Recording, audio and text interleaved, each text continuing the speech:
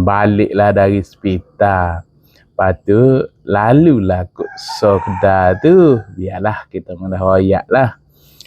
Jadi dia tanya nak minum ke nak makan ke. Kata tak se. Sebab kalau apa ni kedai tu tak se lah. Sebabnya baru ni ada kita beli. Allah kenyuk sikit je.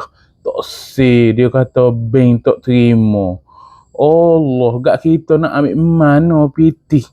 Moga ada sekep pintu je.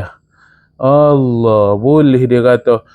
Tak seguna duit ni. Dia kata, tak seguna duit ni. Bank tak terima ni.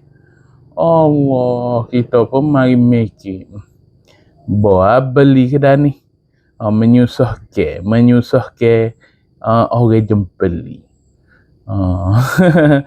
Gitulah.